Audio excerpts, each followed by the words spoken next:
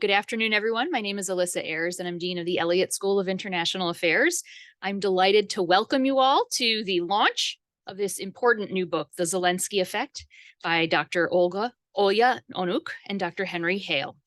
We had actually intended to launch this book last semester, and some logistical issues prevented us from doing that. So what better way to kick off our new semester here, the new academic year, than by celebrating a work of scholarship that offers insights on and is really embedded in the middle of one of the most significant geopolitical moments before us. Since Russia's full-scale invasion of Ukraine in February 2022, onlookers have been stunned by its brutality, its violence, and its disregard for long-held international norms, including over the most basic question of territorial sovereignty. Now, a year and a half on, Ukraine's heroic resistance to invasion has drawn global attention to the country's strength of national identity and its civil society. So against this backdrop, The Zelensky Effect, by our two co-authors, was published in November 2022. The book argues that we need to better understand Volodymyr Zelensky to understand the war and the events of the last year and a half. As the authors state, this book is not so much about the man himself than it is about the civic nation he embodies. The Zelensky Effect explores, and I'm quoting from the authors, explores Ukraine's national history to show how its now iconic president reflects the hopes and frustrations of the country's first independence generation. The authors draw on President Zelensky's life and career to tell the story of Ukraine. So today we will hear from the Zelensky Effect's co-authors. Henry Hale is professor of political science and international affairs here at GW Elliott School. He is also co-director of the program on new approaches to research and security in Eurasia, fondly known as PONARS, I'm sure to everyone here. He's also director of the Petrarch program on Ukraine, which has specialized in researching contemporary Ukrainian politics, society, and culture since its creation in the mid-1990s. Professor Olga Onuch is professor of comparative and Ukrainian politics at the University of Manchester. In addition to the Zelensky Effect, she is also the author of Mapping Mass Mobilization, which compares revolutionary moments in Argentina and Ukraine. And moderating today's conversation will be Professor Bob Ortung. Professor Ortung came to GW in 2011 after working at the Open Media Research Institute, East-West Institute, American University's Transnational Crime and Corruption Center, and the Jefferson Institute. He is a faculty member of the Institute for European, Russian, and Eurasian Studies. And in correlation with his work at GW, he is also a visiting fellow at the Center for Security Studies of the Swiss Federal Institute of Technology, Zurich. So with that, Bob, I turn the proceedings over to you to get us started. All right. Well, thank you very much. So first thing I'm going to do is turn it over to Olga to give their presentation.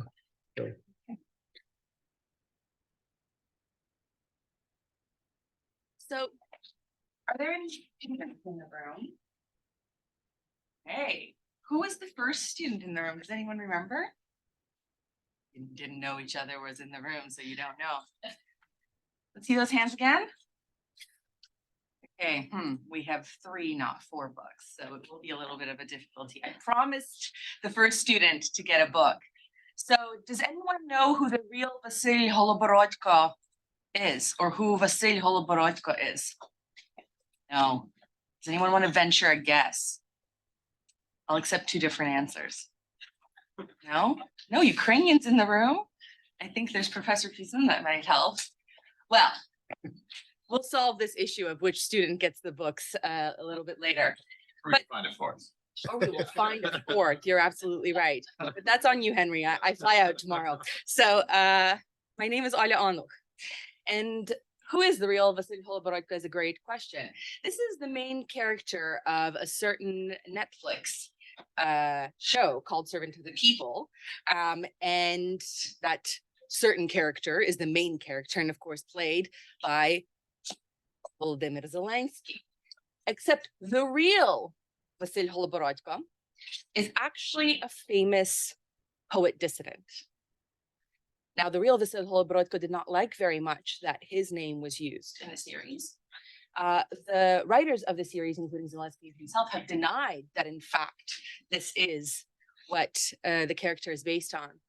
But knowing what we know about how much Volodymyr Zelensky is interested in history and in the role of civic history and civic engagement, and how much he has talked about these figures and characters in his many speeches over time, we think that perhaps, in fact, they were referring ever so slightly to the real Vasily Holoborodko. But let's now turn to the presentation. The image you've seen, I'm sure, before. In the middle of the night in Kiev, and Volodymyr Zelensky is addressing the people of Ukraine. He is saying, "Ya tut, I am here. Me tut." They're not going to leave. Multiple attempts at his life, the life of his children, the life of his wife, that are in a separate location. So, fearless, earnest, Russian target number one, the man in the green t-shirt or t-shirt and jumper, as may be the case here. As Russia's brutal and unprovoked invasion of Ukraine unfolds in real time on screens worldwide and on your own screens, Ukrainian President Volodymyr Zelensky has captured the global imagination and perhaps your own imagination like no one else.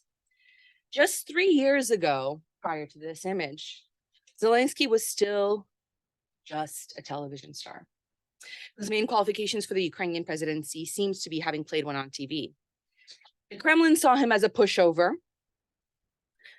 Perhaps so did many folks in this very city and in cities around Western Europe and the West more broadly.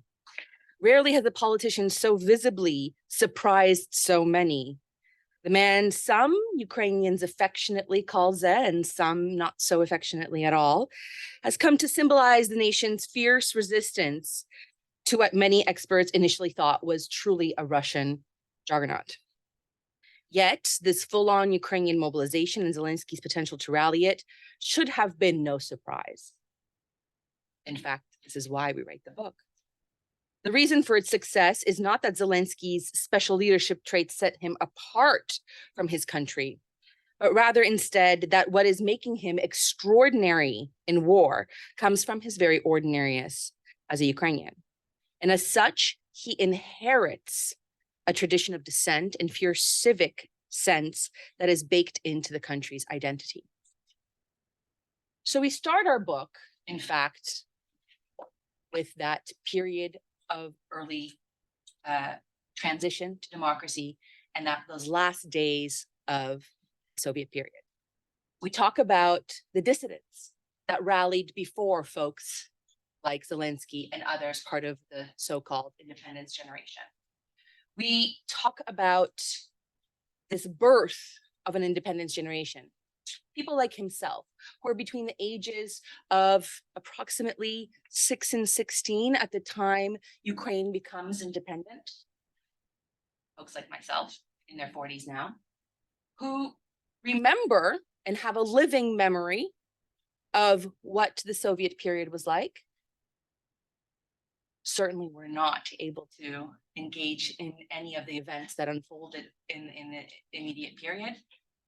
And then they also remember that period of the wild, wild east of the 1990s. They were coming into their own. Most of them turn around 20 around the Orange Revolution. Some of them rally to engage in the civic nation and protest. Zelensky, not quite yet. So this shouldn't have been a surprise because, in fact, Zelensky knew things about his fellow Ukrainians. And which one do I give?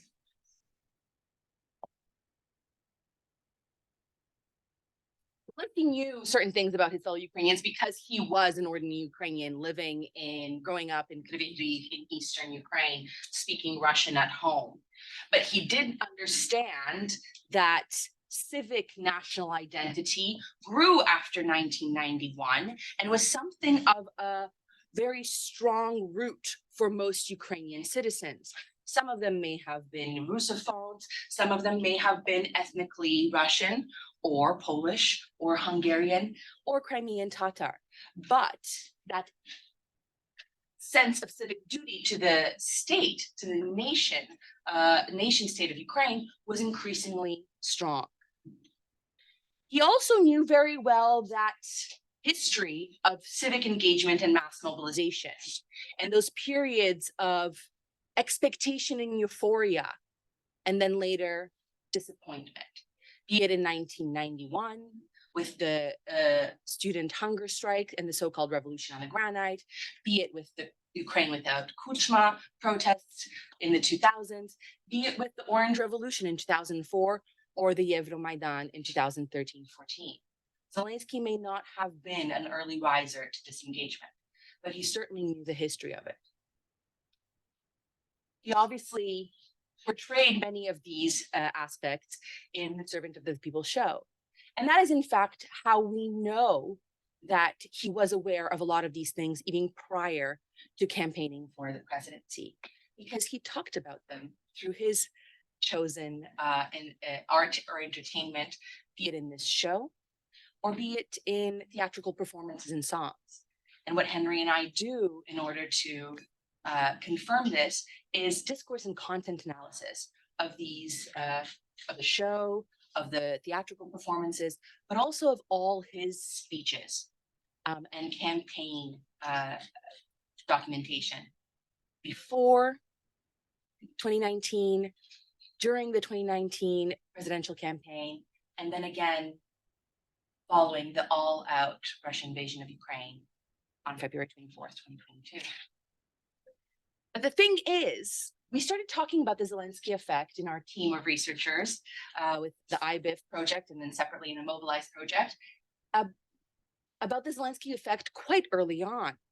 So what we know in 2019 is that those who voted for Zelensky, specifically young males who wanted to migrate abroad for a better future, by July 2019, just a few months later, already were declaring that they no longer want to go abroad for a better future. These were people who voted for Zelensky and his party. That's when I asked some of my colleagues, is this the Zelensky effect that we're seeing? That was just the tip of the iceberg. Because although some were surprised by that response by ordinary Ukrainians with tractors in their bare hands trying to stop tanks and engaging en masse, in fact, 80% of the civilian population engaging in the war effort in some way, that shouldn't have been a surprise. Why not? Zelensky knew this. Zelensky knew probably better than ourselves following the data that Ukrainians were going to double down on democracy. What we find is that support for democracy between when Zelensky is elected in 2019 and on the eve of all-out invasion. I believe the last data point for our survey then was February 15th. Support for democracy rises at a quite alarming rate to political scientists who have never seen anything like this before. And indeed, I went and checked across Latin America that I study, across Central and Eastern Europe. We have not seen such a sharp rise in support for democracy amongst the population. Who were those rallying to democracy around this time, over the time of the pandemic, economic crisis, ongoing war? There were people in the southeast of Ukraine. They were Russophones, and they were people who voted for Zelensky or his party. So this is the Zelensky effect. On the one hand, it's the very fact that Zelensky embodies the civic nation. It is the civic nation that made him who he is today. Without the Ukrainian civic nation and its engagement and the rallying around the state that people from his generation did time and time again, we wouldn't have had the Zelensky that we have in 2019.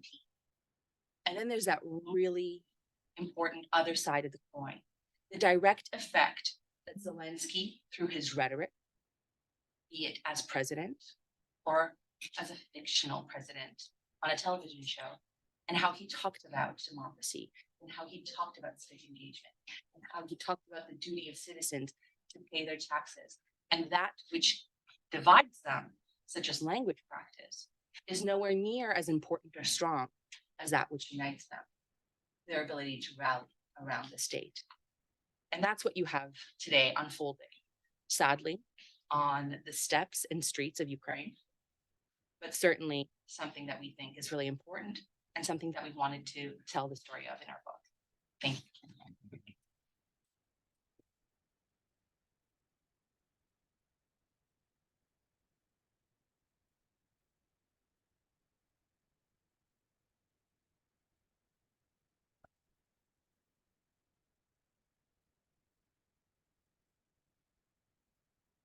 Okay, great. So I just wanted to follow up a little bit by talking a bit about the book itself and the structure of it. Olga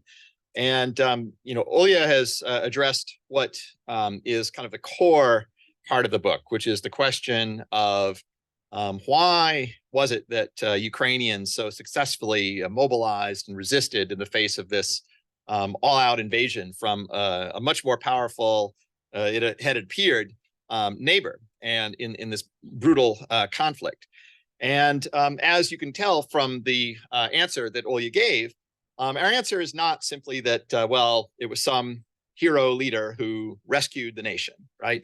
Instead, the argument is that Zelensky is much more reflective of the country as a whole. And so the story is much more about Ukraine and Ukrainian identity than it is Zelensky himself. And so the story we tell about Zelensky is the story of him as a Ukrainian. And the book has therefore been structured accordingly. So it's really a book about the history of Ukraine, the history of Ukrainian identity told at different levels. So kind of at one level, we tell this story as a political history of Ukraine from independence on. And we tell it through the lens of its people, looking at survey data that we've kind of tracked over the years, how people themselves thought about Ukraine and Ukrainianness, Russia. And so this is part of where we tell the story of the development of Ukrainian identity over time and the strengthening of it. Then kind of the other cut is kind of within this general larger story, we talk about the independence generation, sort of one generation of Ukrainians that rose up, of which Zelensky is a part, who are now in leadership positions in Ukraine.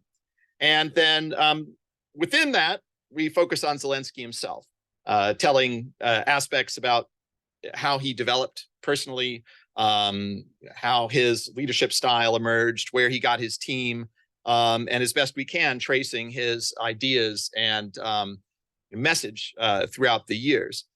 And so in terms of how the book is structured, we first start out with chapter 1 being an overview. And then the second chapter is about the independence generation, which takes us from independent Ukraine through the Orange Revolution, and does talk about Zelensky's childhood, which I think gives us some insight into where he is coming up. And chapter 3 focuses on, we call this chapter Orange is the New Corruption. And so this is about the Orange Revolution and the disappointment that it brought to many people in Ukraine, just because there were such high hopes for overcoming a lot of the problems that had faced the country after the post-Soviet transition. But as has often happened, you've had these periods of mass mobilization that have been so impressive and have had an inspiring agenda and inspired many people, followed by periods of disappointment when leaders just didn't follow through. And so this is the kind of backdrop against which Zelensky was able to rise, and that colored a lot of people's perceptions of him. And so this chapter takes us through Viktor Yanukovych's turn away from Europe. And so that was one of the consequences of the Orange Revolution's disappointment, the disillusionment. People became so unhappy that they actually voted in the person who was trying to steal the election that provoked the Orange Revolution in the first place. So we got back to Viktor Yanukovych as president, and he started pulling Ukraine away from Europe and away from democratic standards. And of course, this is what provoked in the end another uprising against what he was doing. And this was the Euromaidan mass mobilization, which ultimately resulted in a new turnover in power and resulted in Russia trying to take advantage of the situation by annexing Crimea, fomenting insurgency in eastern Ukraine, in certain parts of the Donbass region.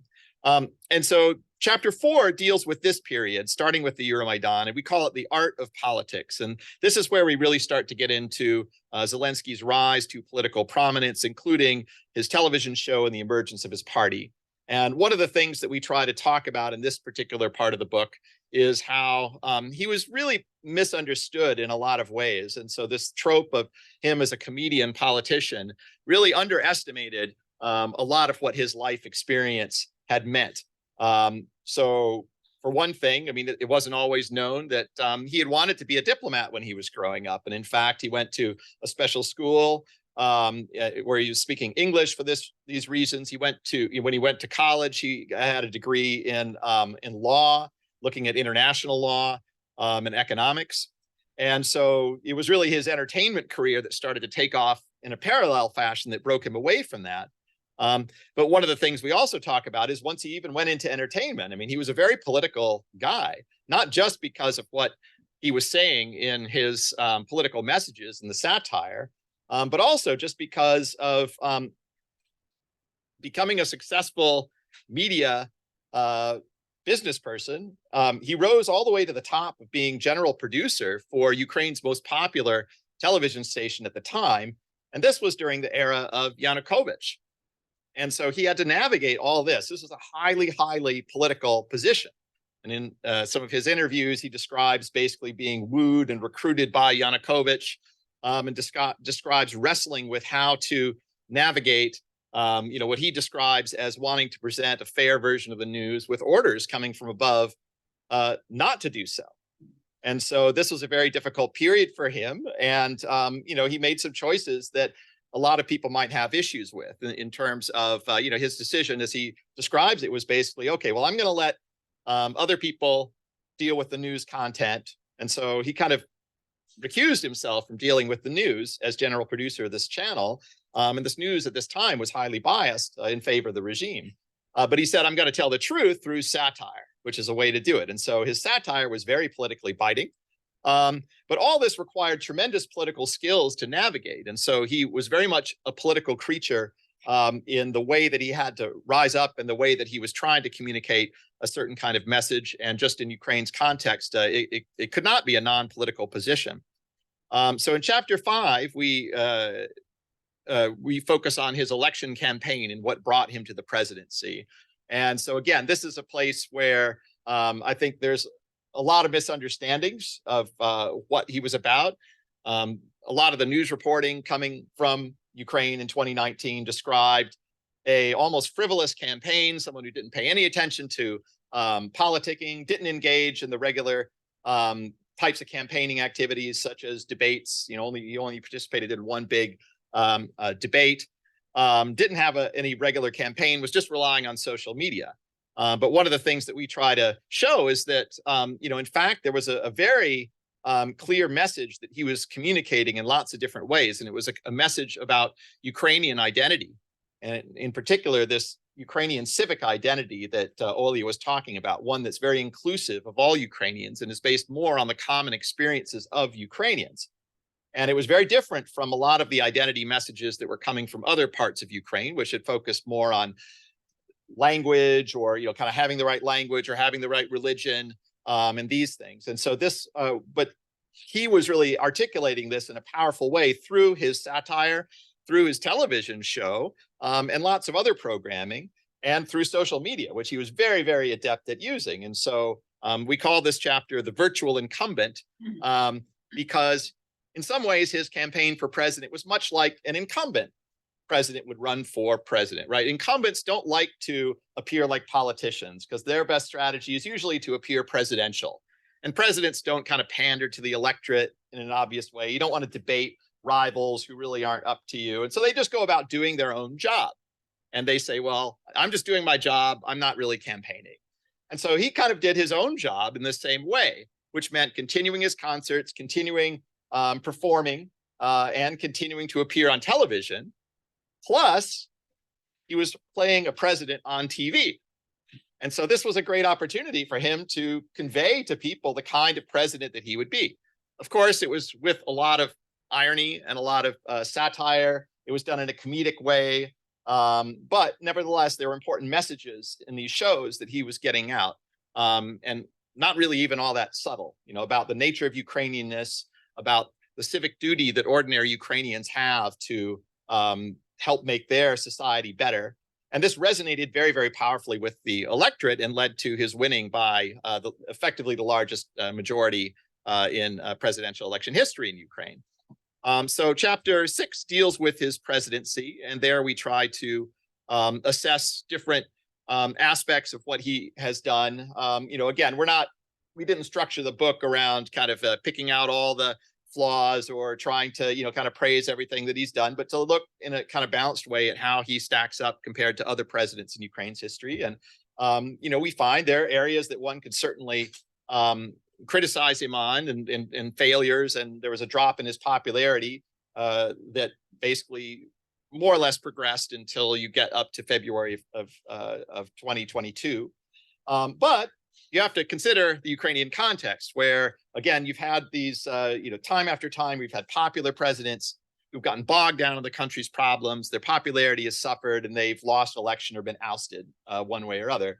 And so if you compare, for example, his public opinion ratings compared to those of others, say 3 years out from to the point at which they were elected, he actually does much better than the others. And so, even though there was clearly problems, he was still doing pretty well, and he had to deal with COVID, among other things. And all this is kind of to point out that he was a much more successful president than one would have expected if he was just a comedian who had come into office as a complete political novice and didn't really know what he was doing at all. And so this was kind of the backdrop then that led to chapter 7, which is Zelensky and Ukraine at war.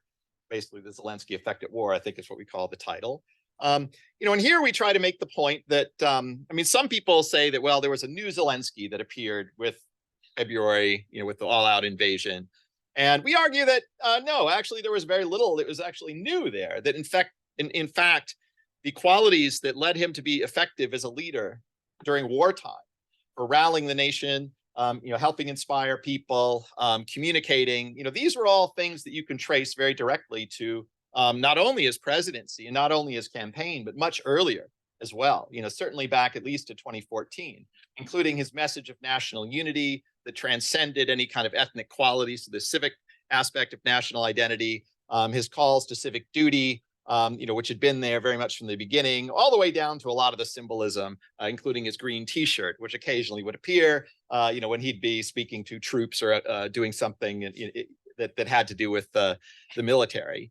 So again, there are clearly some differences, some aspects on which he has evolved over time.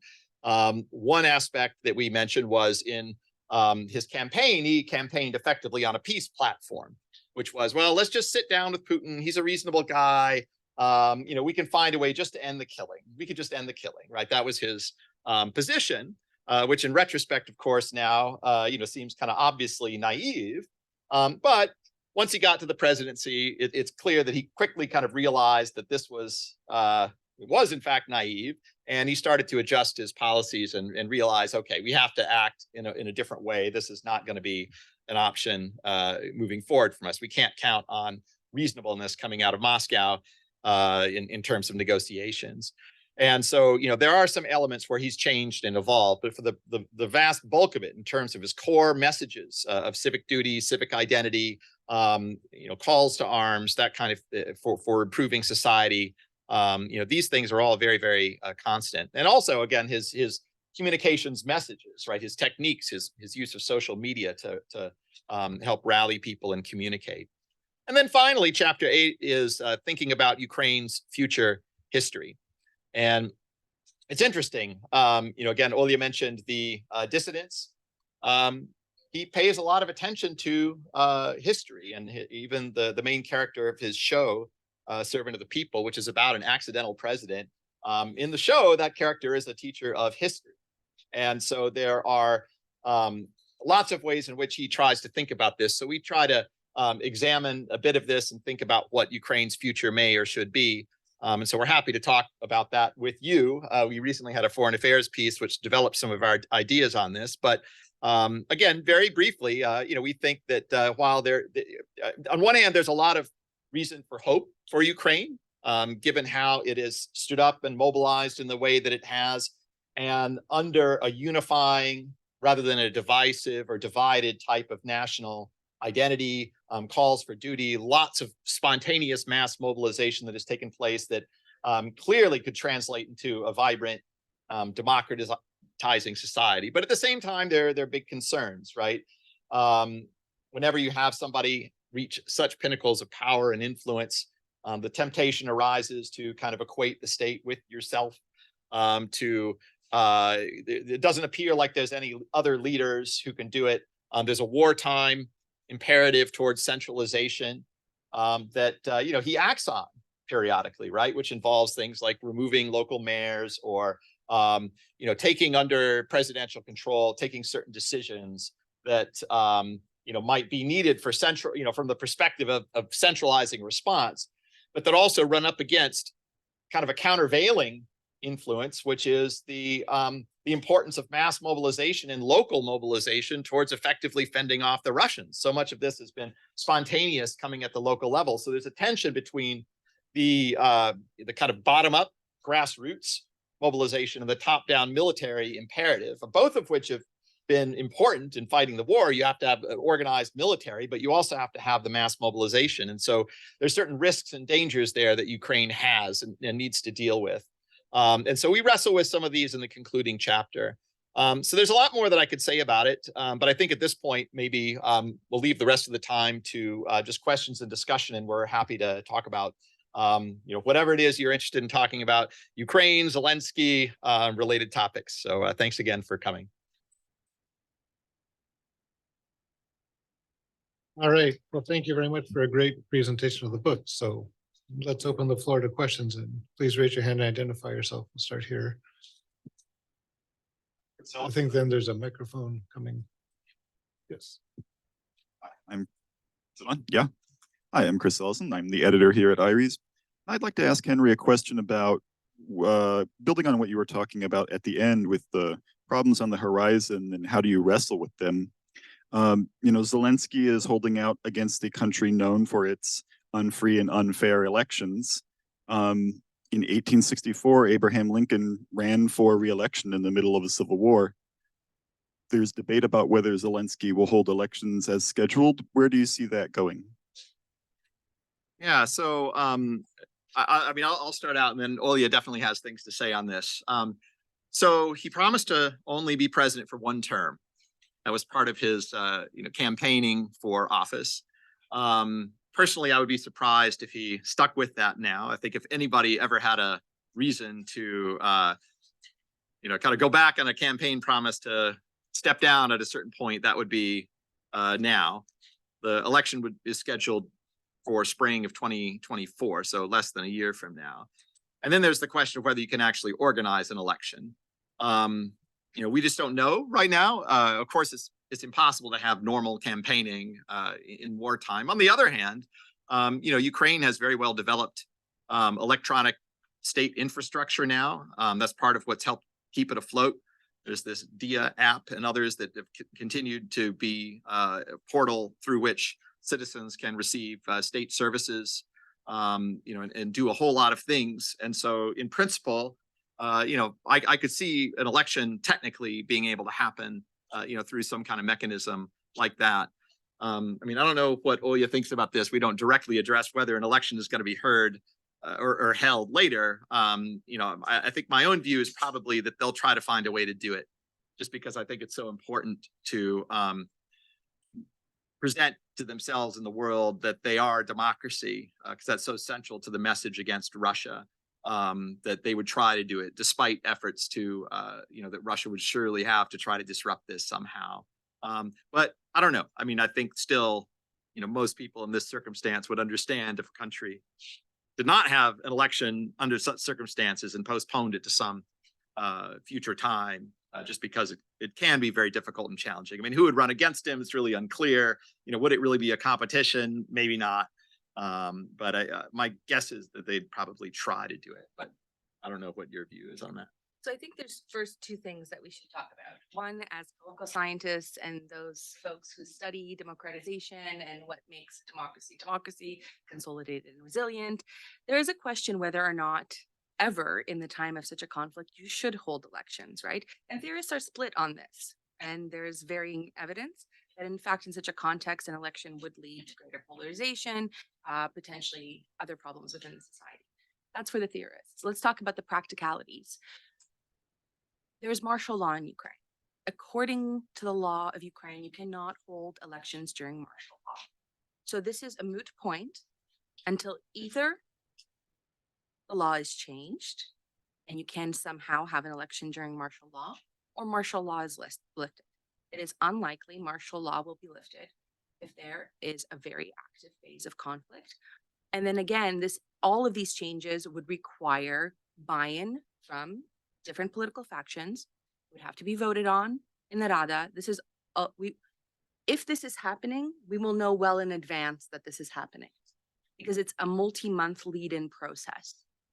But I agree with Henry that people in Kiev are split on holding it or not holding it, and how it can be held in a free and fair manner, whilst protecting Ukrainian citizens from direct and indirect, hybrid and in real life attacks on them during an election. And of course, the question of the many, many, many Ukrainians who are living under occupation and would effectively not have their right to engage in this election. And that is obviously very problematic. So as it stands, the law wouldn't allow for it. We will know very quickly if there are moves to change the law or make this happen. So if it's going to take place in March, April, May, well, surely by this autumn, you will know more than just rumors, as some people have reported on that day. So actually, before we go to the next question, we have one question online I'd like to pose. And the questioner is asking if you have any data for a possible Zelensky effect on other Ukrainian politicians, besides the usual coattail, Either that could be for either one of you. Not quite sure what the question means. You mean? Was there a Zelensky effect? I don't know, you'll have to define Zelensky effect, but is there a Zelensky effect on other Ukrainian politicians, or is he sort of a unique character in Ukraine, or is he changing the way other people behave? Are they becoming more patriotic or, volunteering more, et cetera, et cetera? Other Politicians, yeah. I think the answer is yes. And I will take this not as my own observations and opinion, which I think, leaving myself, I came to this conclusion. But several journalists that I work very closely with that have been following specifically local level politicians. And one specific journalist, she's someone I speak to often, so I mention her name quite often, Natalia Gumenyuk, who immediately following the all-out invasion made a point to travel to all the regions she could get access to and follow and trace what was happening at the local level. And she noted while we were writing this book, actually, in an interview we did with her, that local mayors, town council leaders, etc., were mimicking Zelensky's style and then mimicking Zelensky's words and substance. So that is really interesting. And she said this, then several other journalists that were also in the field at the time noted this. And I started following some of these examples that they gave to me on Telegram, and how these local individuals, most of them with very little actually experience in politics, were mimicking this style and substance and talking about the civic duty of citizens, and talking about that, literally using the words, that which unites us is stronger than that which can possibly divide us. So I think that's a very direct effect. On other politicians, I'm sure they're trying, certainly in that 2019 election, in the parliamentary election in July, certainly there were a lot of parties trying to mimic kind of what Zelensky and his party were doing, and they failed. That was a massive failure because it wasn't earnest for those politicians or for those parties. It didn't feel like, quite frankly, it feels earnest when he does it, at least for the ordinary median voter in Ukraine. Okay, so I think we have a question here. I'll get to you. Thanks. I'm Dan Whitman. I am an adjunct here in African studies, but I also teach myself a course on crisis management for Ukrainian students. We start next Monday and by webinar, and I would love it if anybody would feel free to join and observe. I was in Uzhhorod in June. I love that place. And I was at a dinner with wonderful Ukrainians and an argument broke out. I tried to disappear into the wall and to not have an opinion on this. One of them said, Zelensky doesn't exist. He's really the total of the advisors who tell him what to do every day. Others were very much opposed to that and believed in the Zelensky effect. I think I know your answer on this, but I will ask, to what degree is Zelensky a product of his advisors? Yeah, so I mean, I think kind of predictably, we tend to think that like he's playing a big role, but I mean, like all leaders, who I think are effective ones, they listen to their advisors and they give them a big role. I don't think we don't buy into the stories that he's like a creature of Yermak or that he's kind of somebody's puppet, and that has been one of the kind of, I guess, tropes or ideas about Zelensky from the beginning. People not taking him seriously as a politician, and maybe you could understand it. He appears in TV in like puffy blue suits and kind of jumping around and singing and dancing on his comedy shows. But that's really to be distracted by the superficial things. And whereas I think what we find is that he's someone who has been pretty savvy in dealing with lots of different people.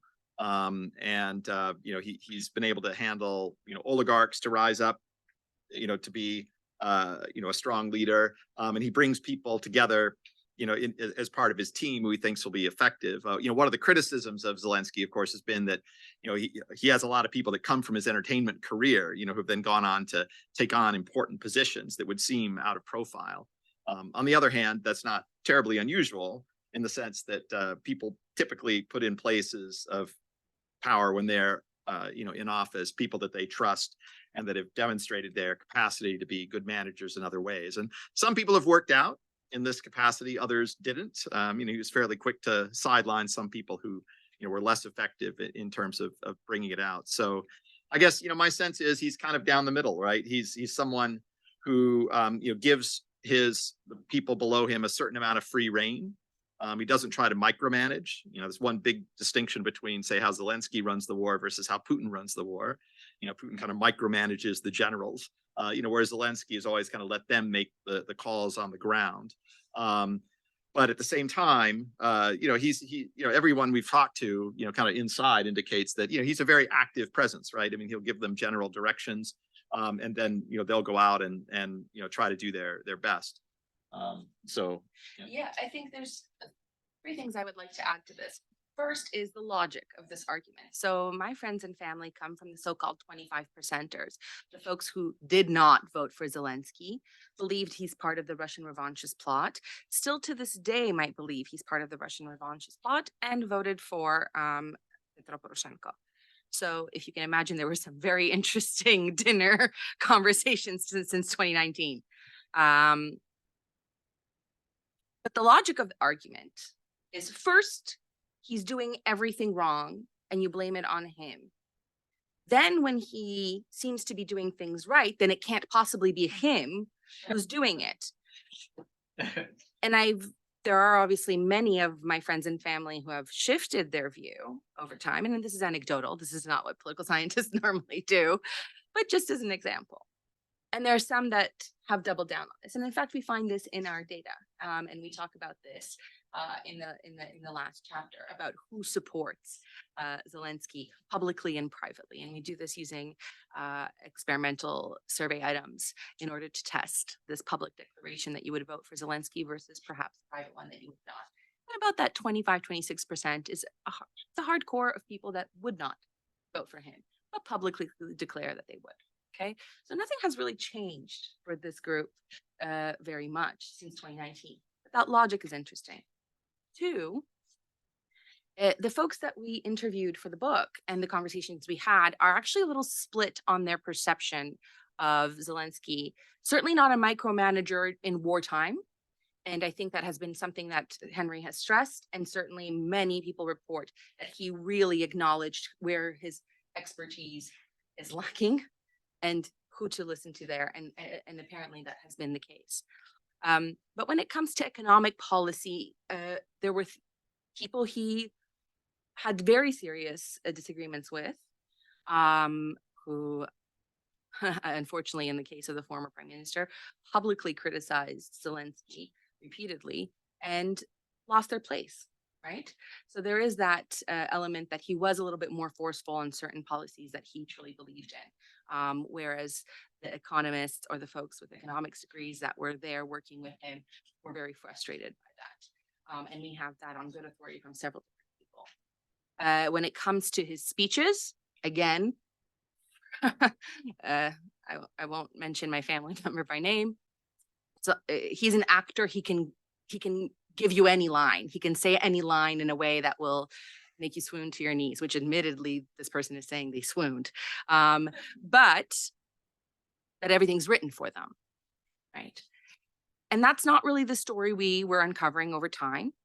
Repeatedly, Zelensky has said, Holoborodka's words, the character are my own. What he says, I say.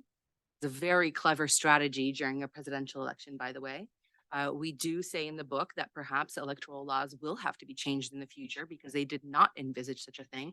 We do say it's somewhat problematic to have a third season of a television show that is running during the campaign, and then when the moment of silence comes, is rerun, right? That's a little bit on the edge there of the rules, not against the rules, though, importantly. But he said repeatedly, those are my own words. Today, obviously, he doesn't have time to write many of his speeches. He says things off the cuff, right? But again, people don't believe that what he has to say comes from him. And we have now confirmations from multiple people who are directly involved in his speech writing that say he throws out ideas, events, historical figures, and then they have to obviously package it up for him. That's understandable. It would be absolutely insane if he had hours upon hours to write these eloquent speeches all the time. But he often changes them. And there's two examples that I like to give that we do write about in the book. On the eve of the all-out invasion, obviously a very tense time, Zelensky's addressing the Ukrainian citizens, and he talks about Ivan Dzuba's passing that night. Ivan Dzuba is a famous Ukrainian dissident. He was a Russian speaker until his 20s from Donetsk, Eastern Ukraine. And he was actually a believer, at least, in the possibilities of a communist future being good for people. But he was against Russian chauvinism and imperialism in Ukraine. And he wrote a very famous treaty to that effect, and delivering it to the Communist Party. Now, you have to love Ivan Dzuba for this, because he truly believed in the possible good of people, and delivering a treatise on Russian chauvinism to the Communist Party. He talks about Ivan Dzuba in the middle of a speech on the eve of all-out invasion. He stresses Ivan Dzuba as an example of civic duty among those who grew up speaking Russian in the East that did incredible things and are important and famous in history, right? Another example, a few weeks into the all-out war, in a speech where he was talking about some political parties potentially committing treason, being involved in collaboration, politicians that are committing acts that may be understood as treason or collaboration. In that speech, he interrupts it to mention that the night before was Kostenko, Lina Kostenko's birthday. Lina Kostenko is, again, a poetess who was part of the dissident cultural movement, Shestadesiatniki, of the 60s. She's famous in intelligentsia circles, but certainly not necessarily in every single household. He uses her words from her poem. We have it on good authority that he told them specifically that poem and that he remembered it off by heart. Apparently, he was a little bit of a nerd in school. So when we heard that story that he knew this poem off by heart, that really brought that speech together for us. And in fact, we use that poem to parse out the chapters of our book, because the last line of that poem is, if a person has a nation, then they are a person. Let's do hope. And then there's a question in the back there. Thank you so much. I can't wait to read the book. Two tiny questions and then a question about your writing process.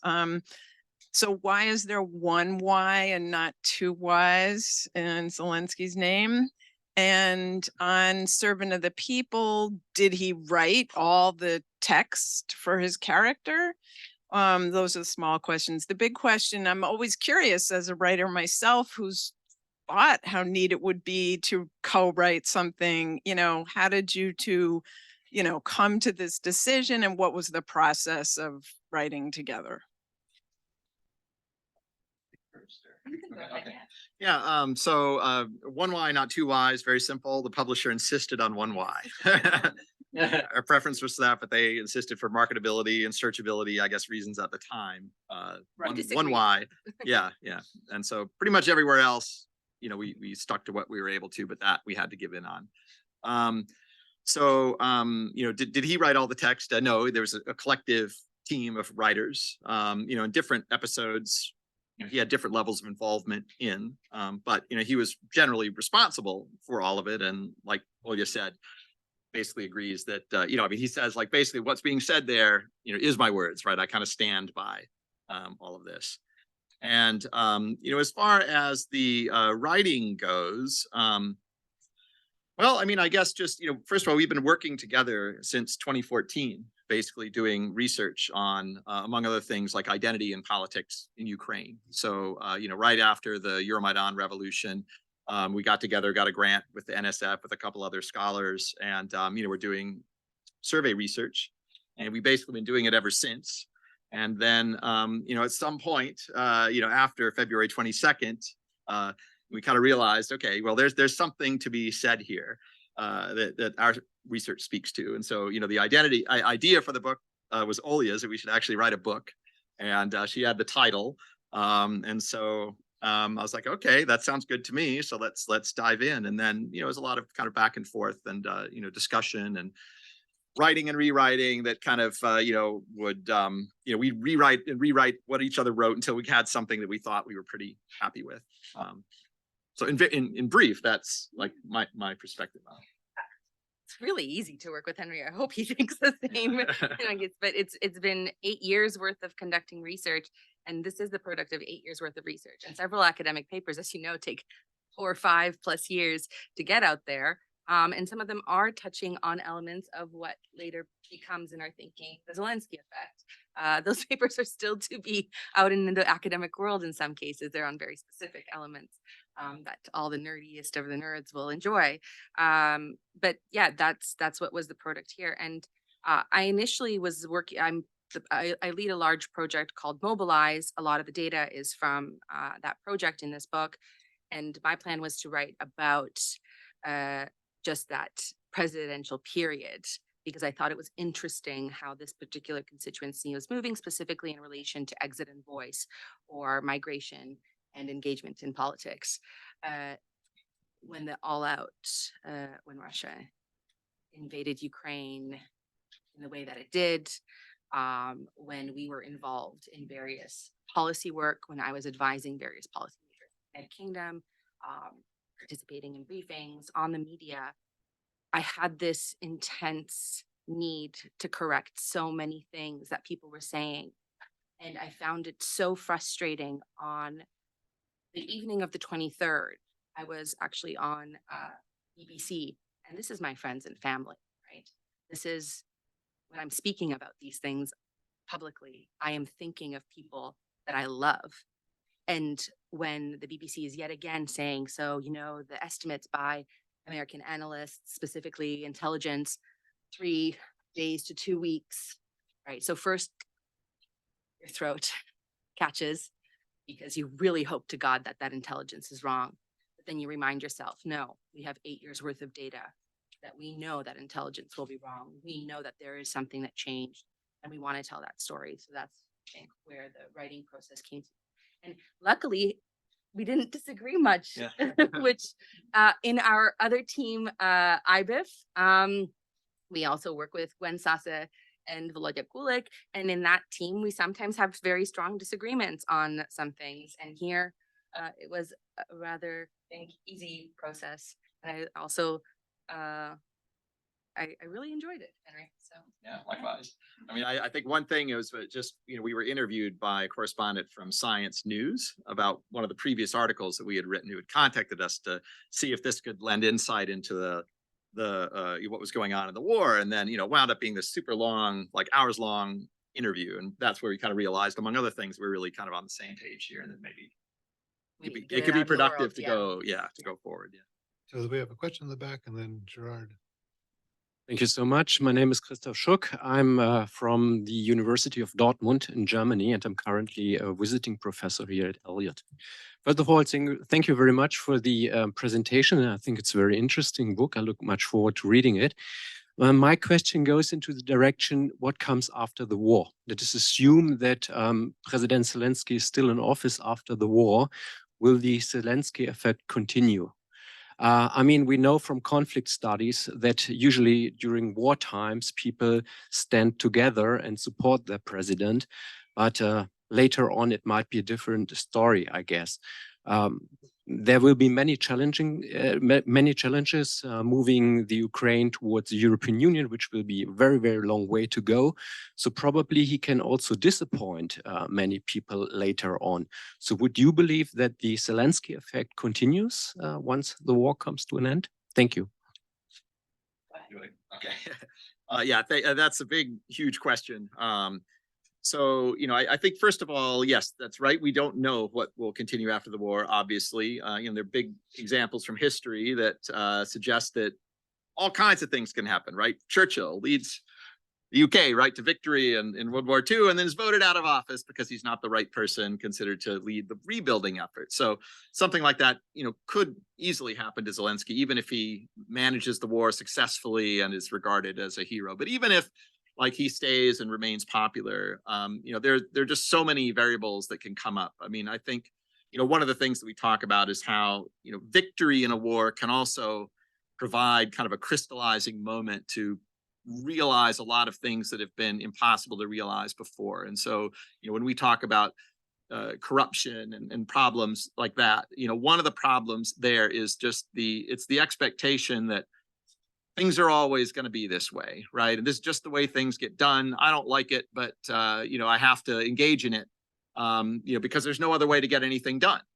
And in fact, this is a key part of Zelensky's message, through his entertainment programming, is people themselves have to take ownership of their own situations and work to change this. But of course, it's a big collective action problem because you have to convince everybody at the same time, not only not to do this, but you have to convince them that everybody else is also going to change their behavior.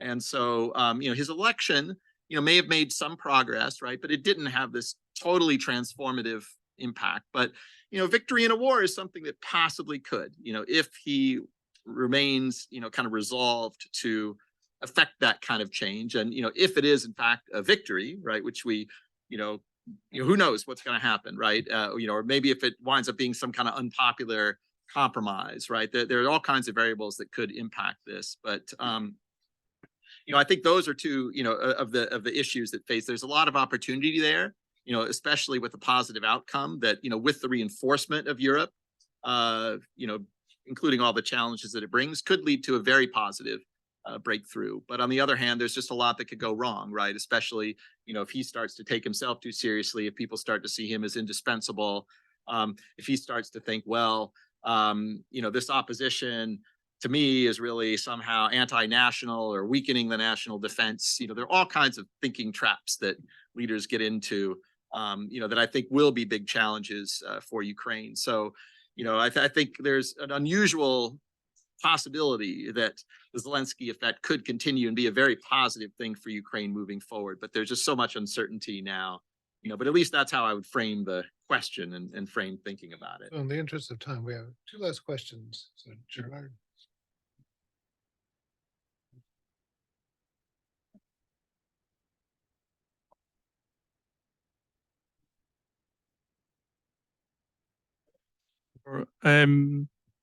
This is a great book. I just finished it. I have read it, and it's not a hagiography, which I was fearful that it might be. It's really a very sort of in-depth analysis of who he is. You get a sense of how substantive he is and how he has sort of core beliefs. But it's also a story of the independence generation. So I learned a lot from it, and it's terrific. I would really recommend it.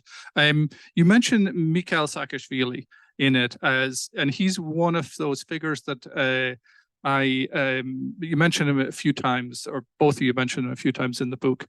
He's one of those figures who potentially could be compared to Zelensky. You will have seen that Franklin Foer's new book has a discussion of how Zelensky's first meeting with Biden didn't go well because Zelensky essentially was going on about something about NATO, which Biden interpreted as a conspiracy theory, didn't like it. And so that reminded me of Saakashvili. Is it a case that Zelensky is in the ilk of Saakashvili, in other words, a crusader who can never make a compromise? Or is it possible that you could have a moment where he is able to say and able to make a really hard decision, which is we have to make a peace and we have to endorse a peace. It's going to be an ugly peace. It's not going to be one that we want, but we have to endorse it. And the reason why I asked that question is because my own research with Karina Korstelina, when we do a Zelensky endorsement, it moves the needle in terms of whether people will support peace negotiations involving territorial concessions. We're grabbing Oh, we're doing two in a row. Oh, we could, yeah. If you want to, yes, go ahead and then because we're a little bit over time, but I'm going to take the prerogative of the chair just to. Carter Johnson with American Council CCR. Thank you for the presentation. A quick question on the, you made a very compelling case for why it should have been so obvious that Ukrainians would rally around the country before, but it wasn't so obvious to most people, both lay people and, as you point out, even intelligence officers that are focused their whole careers on this. In the UK, you mentioned, the Germans thought this would fall in 48 hours. The Russians thought Ukraine would fall very quickly. So why did everyone get it so wrong? I mean, is that they weren't following your research? Is that the real answer? Are there other parts? Are there other blinders that are on? How come that was such a big failure in this lead up to the war?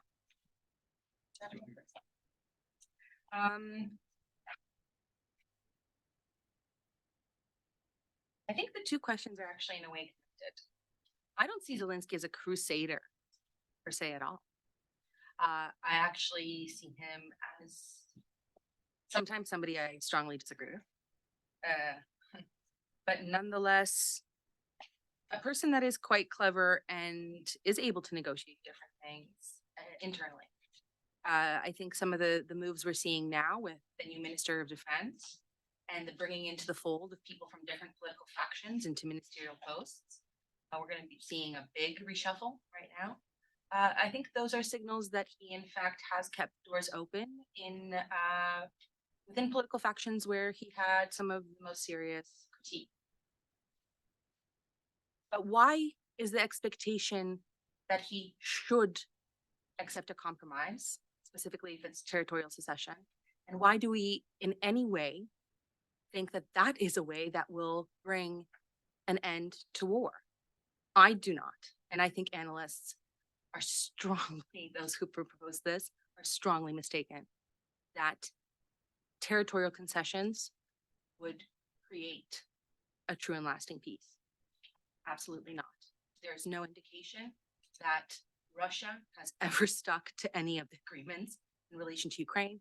And moreover, the ideology, the imperial attitude to Ukraine, the history of how Russia has repeatedly colonized and oppressed Ukraine over and over again, the views that Putin has eloquently told us, so believe him, he has said it more than once, of how he views Ukraine and Ukrainian history and Ukrainians as non-people, as non-existent. There's nothing there that we should take to think that territorial concessions would lead to a long and lasting peace. Maybe a secession and fighting, not a long and lasting peace. I think also one that would not be accepted, in fact, by ordinary citizens, and we have data on that. But why does everyone get it wrong? Or why did everyone get it wrong? I think we do not. Some of the other things that have changed over time, Ukrainians have changed over time. Ukrainians themselves have moved to civic, pro-Euro-Atlanticist, pro-NATO positions earlier than we were reporting on it. Why? Perhaps we weren't asking the right questions. Perhaps we weren't tracking it well enough. Perhaps we didn't want to believe what we saw as a trend when the trend was developing. I don't know what the answers are, but we are often stuck in places where I know what I know to be true, and we tend to look for evidence that supports us. We know that. That is a problem for us humans more generally in our psychology. I think to this day, people do that with Ukrainians. People do not acknowledge that although corruption is a huge problem and it's systemic, there have been major steps towards less and less corruption in certain sectors. There have been reforms that have been very important. Although historically there were unfree and unfair elections, that was not a consistent pattern over time. And in fact, Ukraine has repeatedly shown that that is not the case. And we can go on and give examples, but if people don't want to see Ukraine through that lens, then they will not. If people do not want to believe that the Ukrainian citizens who in '92 started moving very strongly to civic national identity positions, and we have evidence that in all large Russian-speaking cities, we talk about this in the book, you had this big jump to the civic identification. If you don't want to believe that over 30 years, because the evidence is that quite frankly that long, then the problem is with you, not you. But and for me, I can only speak personally. In 2019, I did not see Zelensky as a positive development in Ukrainian politics. But when the data started showing me something else, I took a seat back. I ran a few more analyses and I saw a difference. And I think there's at least a few people in the room who have heard me present on some of these things since 2019 that have seen that we were challenged on these points repeatedly. And the data was showing this development. So we also have to check our own selves. If I did not want to believe what I was seeing, I could have just put it to the side. And what we found in other papers, we could have just ignored it because it wasn't showing what we were expecting it to show. And maybe I just add very briefly because we're out of time. I mean, I do think that if we've set aside kind of territory, which I think is like maybe a longer discussion there. There's certainly other areas where I could see him, pushing unpopular, concessions. Say on like what to do with war crimes, reparations, sanctions on Russia, when and whether they should be lifted. Things like that. I mean, if he is convinced, through the circumstances that, making concessions on those issues will save lives and ultimately be good for Ukraine, I could see him trying to like lead opinion rather than go against it, even though, our research also shows there's substantial opposition, latent opposition, potential opposition in Ukraine, to such moves, right? But I could see him doing that. I think there are other reasons related to territory that, would be make it unlikely he would take a lead like for any kind of territorial concessions. But yeah, in terms of the kind of why do people get it wrong? I mean, yeah, I pretty much just second what Olga says is, well, it's just a misunderstanding of like the implications of a lot of research that's out there, right? There's a lot of research on kind of, divides in Ukraine. And of course, there's political, diversity in Ukraine, and there are very strongly, differences. And there's large numbers of Ukrainians who, up until not that long ago, supported tight economic integration with Moscow. That doesn't mean they wanted to be ruled by Moscow or would easily cave into that. And I think that was something that wasn't always understood, that you can have kind of strong political differences, even about geographic orientation, but that didn't necessarily mean that, the whole state would collapse, right? People can be very dissatisfied with their government and not necessarily, support foreign rule in response to that, right? And, institutions are unpopular, lots of countries, right? Looking around here in Washington, right? And, it doesn't mean that the whole thing is going to kind of, collapse or be susceptible to some foreign power coming in and asserting authority. So, that would be another way, which I'd kind of just, I think we try to reflect in the book that, is part of like what some of the problem was in terms of anticipation. It was sort of this underestimation of the strength of Ukrainian statehood and identity, based on kind of extrapolating a little too far from some of the statistics that don't look so pretty. Well, thank you very much, both of you. So please join me in thanking our two speakers. Sounds like if the students want the books, they can